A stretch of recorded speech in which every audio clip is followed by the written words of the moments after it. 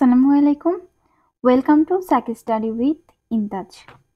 আজকে আমরা পরিসংখ্যানের গণসংখ্যা নিবেশন অধ্যায়ের একটা বিগত বছরের প্রশ্ন সমাধান করব। সেটা হচ্ছে জাতীয় বিশ্ববিদ্যালয়ের 2010 সালের। নিচের সাফল্যাঙ্কগুলোকে 5 শ্রেণী ব্যবধান ধরে একটি পৌনঃপুন্যের বিতরণ টেবিল সাজাও। এখানে হচ্ছে পুরো প্রশ্নটা দেওয়া আছে। একটু আগে আমরা পুরো প্রশ্নটা দেখে নিয়েছি, এখন হচ্ছে আমরা এটা সলভ করব।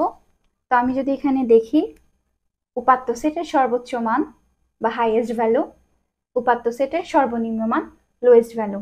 এটা আমরা যদি চেক করে দেখি যে আমাদের হাইয়েস্ট ভ্যালুটা হচ্ছে 92, আর লোয়েস্ট ভ্যালু যদি আমরা খুব ভালোভাবে চেক করি 40, এটার চেয়ে কম না, তাহলে আমাদের লোয়েস্ট ভ্যালু হচ্ছে 40। এরপর আমাদেরকে পরিসর নির্ণয় করতে হবে। পরিসর সমান সমান সর্বোচ্চ মান বিয়োগ সর্বনিম্ন মান। এটাকেই যদি আমরা ইংরেজিতে প্রকাশ করি তাহলে সেটা হবে range is equals to highest value minus lowest value. তাহলে আমরা যদি পরিসর বের করতে যাই 92 মাইনাস 40 ইজ ইকুয়ালস টু 52। আর প্রশ্ন মতে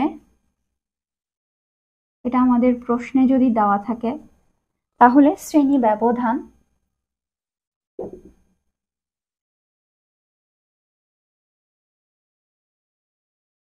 বা ক্লাস ইন্টারভাল হচ্ছে আমাদের 5। আমাদের প্রশ্নে কিন্তু বলা আছে যে 5 শ্রেণী ব্যবধান ধরে। আর এবার হচ্ছে আমরা শ্রেণী সংখ্যা কত হবে সেটা নির্ণয় করব। শ্রেণী সংখ্যা বলতে আসলে আমি যদি বলি যে আমাদের কয়টা আসলে বক্স করতে হবে, ইজ ইকুয়ালস টু হচ্ছে অনেকটা পরিসর ডিভাইডেড বাই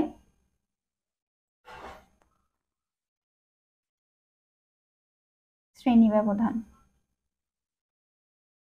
আমার এখানে একটু জায়গা কম, that means R divided by class interval.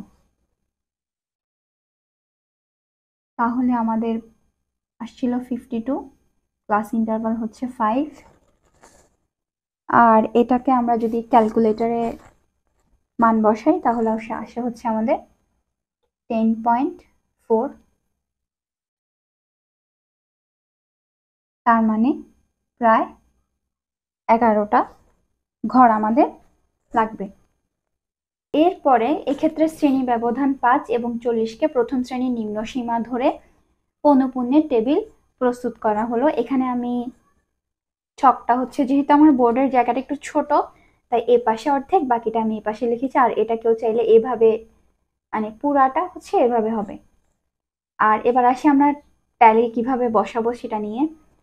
আমি সবসময় যেটা বলবো যে এই দিক থেকে মানগুলো ধরে নিয়ে ট্যালি বসাতে, আর হচ্ছে একটা পেন্সিল ইউজ করতে, বিশেষ করে প্র্যাকটিসের সময়। তাহলে আমরা স্টার্ট করি বসানো।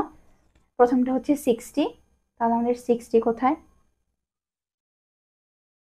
তারপর হচ্ছে 85, 62,